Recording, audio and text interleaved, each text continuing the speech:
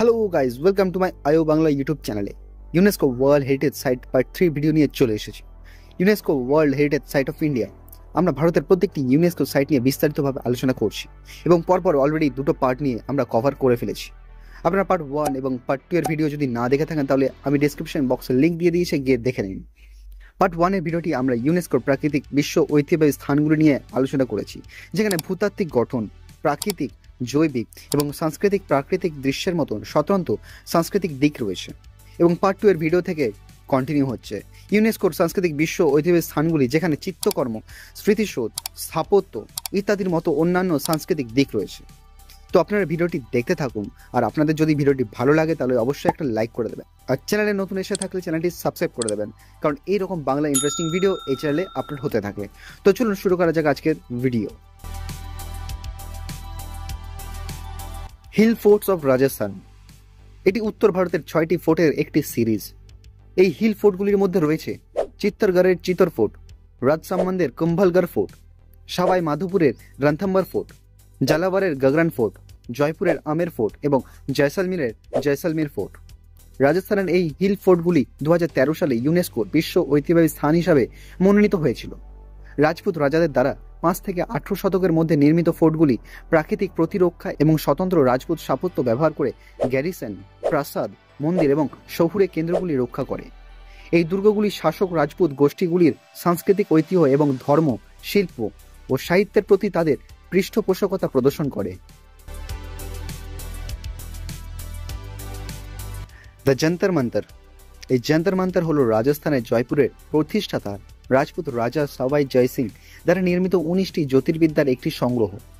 1734 খ্রিস্টাব্দে স্মৃতিস্তম্ভটির নির্মাণ কাজ শেষ হয়। এটিতে বিশ্বের বৃহত্তম পাথরের সূর্য ঘড়ি রয়েছে এবং এটি 2010 সালে ইউনেস্কোর বিশ্ব ঐতিহ্যবাহী স্থান হিসেবে ঘোষণা করা হয়। এই স্তম্ভটি রাজস্থান জয়পুরের সিটি প্যালেস এবং হাওয়া মহলের কাছে অবস্থিত। এই যন্ত্রগুলি খালি চোখে জ্যোতির্বিজ্ঞানের অবস্থান পর্যবেক্ষণের অনুমতি দেয়। পর্যবেক্ষণাগারটি টলেমেক অবস্থানগত জ্যোতির্বিজ্ঞানের একটি উদাহরণ, যা অনেক সভ্যতার দ্বারা ভাগ করা হয়েছিল। জয়পুরের যন্তর মন্তর মহাবিশ্ব, সমাজ এবং বিশ্বাসের পর্যবেক্ষণের একত্রে আসার একটি অসামান্য উদাহরণ। The red fort complex. Lal Qila ভারতের পুরনো দিল্লির একটি ঐতিহাসিক দুর্গ, যা ঐতিহাসিকভাবে মুঘল সম্রাটদের প্রধান বাসস্থান হিসাবে কাজ করত।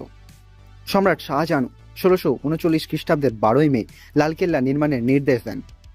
লাল বেলে পাথরের এই বিস্ময়কর কাঠামোটি সম্পূর্ণ করতে প্রায় 10 বছর সময় লেগেছিল। লালকেল্লা মুঘল স্থাপত্যের অন্যতম সেরা উদাহরণ এবং শালিমগড় ফোর্টটি এই কমপ্লেক্সেরই একটি অংশ। মূলত লাল এবং সাদা এর নকশার কৃতিত্ব স্থপতি ওস্তাদ আহমেদ লাহোরিকে দেওয়া হয়, যিনি তাজমহলও নির্মাণ করেছিলেন। দুর্গটি শাহজাহানের অধীনে মুঘল স্থাপত্যের শিখরকে উপস্থাপন করে এবং ভারতীয় ঐতিহ্যের সাথে পারস্য প্রাসাদ স্থাপত্যের সংমিশ্রণ ঘটায়। দিল্লির এই বিখ্যাত স্মৃতিসৌধটি 2007 সালে ইউনেস্কো স্বীকৃত বলে ঘোষণা করা হয়। শাহজাহানের রাজত্বকাল থেকে লালকেল্লা ক্ষমতার প্রতীক হয়ে উঠেছিল। ভারতীয় ইতিহাসে ব্রিটিশ শাসনে পরিবর্তনের সাক্ষী হয়েছে এবং এইটি ছিল সেই স্থান যেখানে ভারতের স্বাধীনতা প্রথম উদযাপিত হয়েছিল এবং আজও উদযাপিত হয়। The Champaner Pavagadh archaeological park. Champaner Pavagadh প্রত্নতাত্ত্বিক উদ্যানটি ভারতের গুজরাট রাজ্যের পাঁচমহল জেলায় অবস্থিত। এটি চাম্পানেরের ঐতিহাসিক শহরকে ঘিরে অবস্থিত, যে শহরটি 8ম শতাব্দীতে চাবদা রাজবংশের সবচেয়ে বিশিষ্ট রাজা বনরাজ চাবদা প্রতিষ্ঠিত করেছিলেন। চাম্পানের পাভাগড় প্রত্নতাত্ত্বিক স্থানটি 2004 সালে বিশ্ব ঐতিহ্যবাহী স্থান হিসাবে ঘোষণা করা হয়।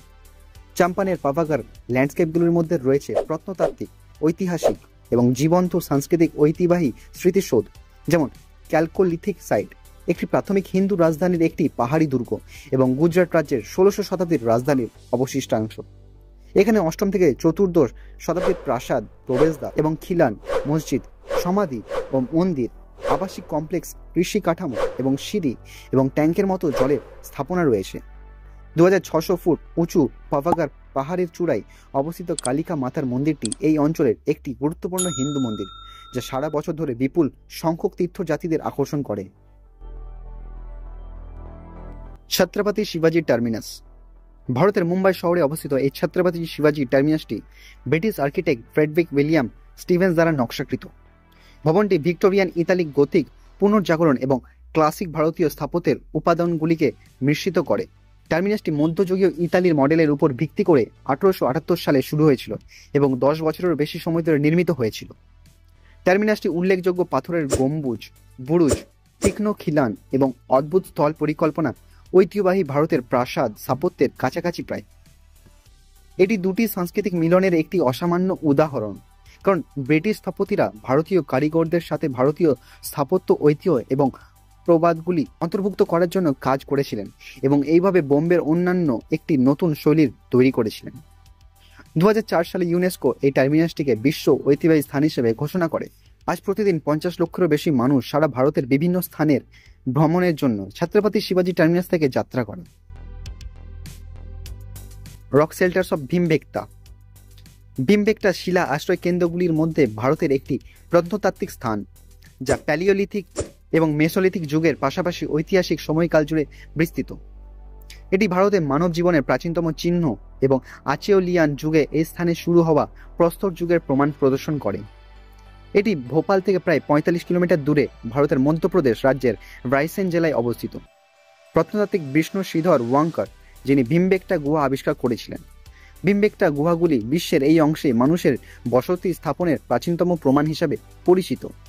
1957 সালে আবিষ্কৃত এই কমপ্লেক্সটিতে প্রায় 700টি আশ্রয়কেন্দ্র রয়েছে এবং এটি ভারতের প্রাগৈতিহাসিক শিল্পের বৃহত্তম ভাণ্ডারগুলির মধ্যে একটি। 2003 সালে এই আশ্রয় কেন্দ্রগুলিকে ইউনেস্কো বিশ্ব ঐতিহ্যবাহী স্থান হিসেবে মনোনীত করা হয়। মহাবোধি টেম্পল, মহাবোধি মন্দির বা মহাবোধি মহাবিহার, এটি একটি ইউনেস্কো বিশ্ব ঐতিহ্যবাহী স্থান। এটি ভারতের বিহারের বোধগয়ায় অবস্থিত। এটি একটি প্রাচীন পুনরুদ্ধারীকৃত বৌদ্ধ মন্দির, যেখানে বুদ্ধ জ্ঞান অর্জন করেছিলেন বলে মনে করা হয়। এটি বুদ্ধের জীবন সম্পর্কিত 4টি পবিত্র স্থানের মধ্যে একটি। মন্দিরটি মহাবোধি গাছের পূর্ব দিকে অবস্থিত।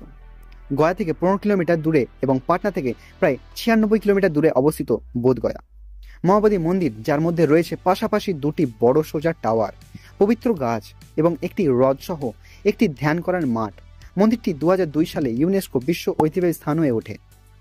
এই স্থানে বোধি গাছের একটি বংশধর রয়েছে, যার অধীনে বুদ্ধ জ্ঞান অর্জন করেছিলেন এবং 2000 বছরেরও বেশি সময় ধরে বৌদ্ধের এটি একটি প্রধান তীর্থস্থান। মহাবোধি মন্দিরের 3 শতাব্দীতে সম্রাট অশোক দ্বারা নির্মিত প্রথম মন্দির। Mountain railways of India. Mountain railway হল ভারতের পার্বত্য অঞ্চলে নির্মিত রেলপথ। ভারতের মাউন্টেন রেলওয়ে নামে ইউনেস্কোর বিশ্ব ঐতিহ্যবাহী স্থান হিসাবে মনোনীত হয়েছে মোট 3টি line: Darjeeling Himalayan railway, Nilgiri mountain railway এবং কালকা শিমলা রেলওয়ে।